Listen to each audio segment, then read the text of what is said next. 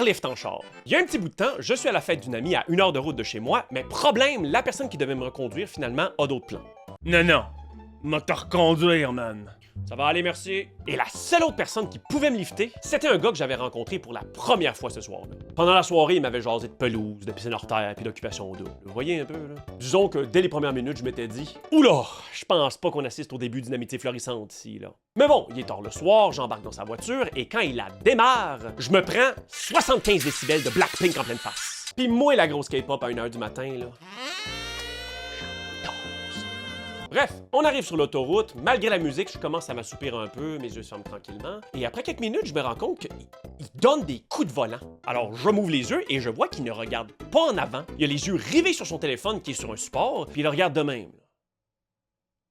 Comme un gars qui est pas sûr de son chemin. Là. Mais on est sur l'autoroute. Puis, je suis pas un expert, moi, là, mais pas mal sûr que sur l'autoroute, la seule direction où tu peux aller, c'est en avant. Et la sortie qu'on doit prendre est à 50 minutes de route. Alors, il y a peu de chances là, que tu doives prendre à gauche sur un boulevard surprise.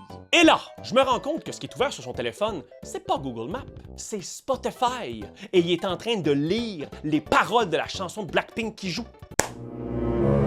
Oui, c'est dangereux. Mais surtout, c'est Blackpink. Les paroles sont en coréen. Qu'est-ce que tu crisses?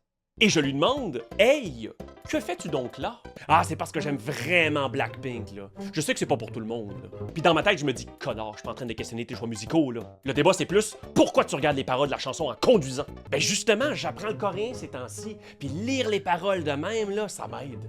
Puis en temps normal, j'aurais fait « Hein, t'apprends le coréen, c'est bien cool! Planifies-tu un voyage en Corée bientôt? Ça fait-tu longtemps que t'as commencé? » Mais dans les circonstances, ça ressemblait plus à « Hey, ton esti Duolingo, là, je te garantis que tu vas te le coller dans le cul, mon homme! » Alors, je lui apprends que ce qu'il fait est dangereux, et il me répond « Hey, mon char, mes règles. » Non. Ce principe-là te donne le droit de décider de la playlist, de quand on s'arrête pour pisser et de comment on sépare le gaz à la fin. Ça ne fait pas de toi un monarque absolu dans son palais Volkswagen. Monsieur, vous roulez à 130 dans une zone de 60. Ouais ben, hein, mon char, mes règles. Ah ben, sapristi. Bref, je rentre chez moi et on se quitte pas en très bons termes, disons. Ça aurait pu en rester là, sauf que quelques mois plus tard, nouvelle soirée chez la même amie, le gars m'écrit parce que son char ne fonctionne pas bien. Et notre ami lui a suggéré de m'écrire pour voir si je pouvais pas lui donner un lift. Et là, je me suis dit, oh mon gars, hein? Hey, le fan de Blackpink, là, attends-toi à la pire playlist de rap hongrois que t'as entendu de ta vie, là. Ah! Ben non, j'ai dit d'aller se crosser.